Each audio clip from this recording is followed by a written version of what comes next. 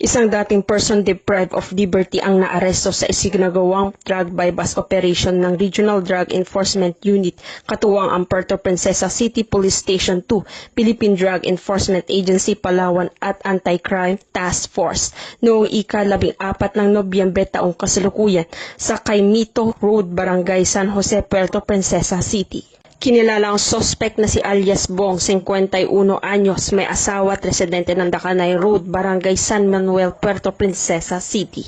Isang undercover police operative ang nagpanggap bilang buyer at nakabili kay Bong ng isang sachet ng hinihinalang shabu na tumitimbang ng humigit kumulang 0.29 grams kapalit ang 1,500 pesos. Sa follow-up search, nakuha rin sa suspect ang siyang sachet na hinihilalang shabu at iba pang drug paraphernalia.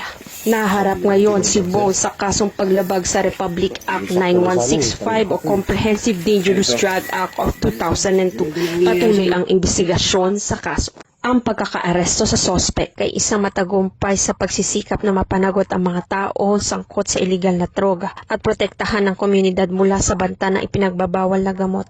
Ang operasyon ay nagpapakita rin ng kahalagaan at pakikipagtulungan ng publiko sa mga otoridad laban sa krimen. Mula dito sa Calapan City, Oriental Mindoro, ako ang iyong PNN Correspondent Patrolwoman Eloisa Joy V. Beredo, alagad ng batas, tagataguyod ng Balitang Pulis.